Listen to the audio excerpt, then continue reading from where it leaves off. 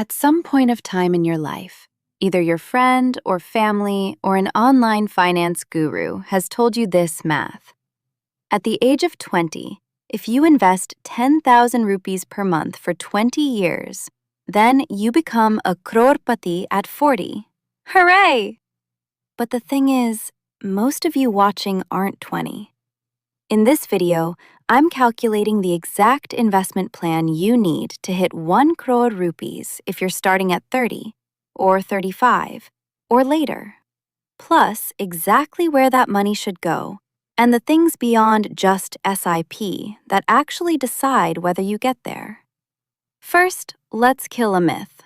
The problem isn't that you are starting too late, and it isn't your salary either. I've watched people jump to a job paying double and still save less a year later, because the moment income rises, so does what feels normal to spend. Bigger rent, a car instead of a bike, food delivery instead of home-cooked meals. Nobody decides this on purpose. It creeps in. So before the math, understand that this entire plan only works if your expenses grow slower than your income. Keep that gap wide, and age stops being the excuse. Here are some compounding facts. As of 2026, over 9.6 crore SIP accounts are active in India, with monthly SIP contributions consistently crossing 30,000 crore rupees, mostly regular first-time investors. According to NSE data, the Nifty 50 has delivered roughly 12 to 13% average annual returns over the last 2 decades, some years up 50%, some years down badly, but smoothed out 12 to 13%. At that rate, the rule of 72 says your money doubles roughly every 6 years, which is what everyone talks about. Invest 10,000 rupees a month from age 20 to 40, 20 years, and you land close to 1 crore rupees on just 24 lakh rupees actually invested. Here's the part that nobody shares. The 10,000 rupees a month plan works because it runs for 20 full years. But because time is the biggest input in this formula, bigger than the amount you invest. Let me explain. If you're 35 and want 1 crore rupees by 40, you'd need to invest about 1.2 lakh rupees a month. That is quite unrealistic for most people. But if you're 35 and aim to get 1 crore by age 50, that same 1 crore rupees needs just under 20,000 rupees a month. The by 40 deadline was never the point. The honest goal is, pick a realistic horizon for your actual age, and the number becomes very achievable. Now let's talk about where will you invest to achieve this goal. How should your portfolio look? This isn't just put it all in one mutual fund.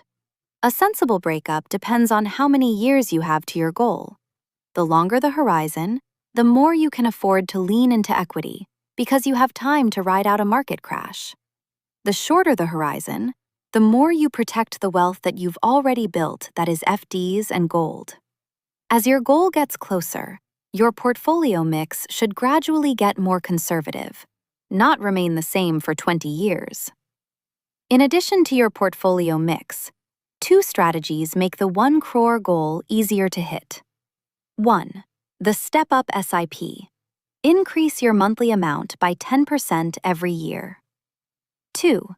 Lump sum on dips. When the Nifty drops 5 to 7% in a month, put in 3 times your usual SIP that month.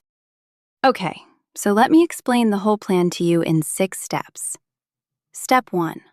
Fix your allocation using the horizon table. That is, how long do you plan to invest SIPs? Don't leave it 100% equity forever, and don't leave it 100% FD either. Step 2. Automate your SIP right after your salary credit, and step it up every year with your raise. Step 3. When the market crashes, do not pause the SIP. Data shows that the SIP stoppage ratio has crossed 76%.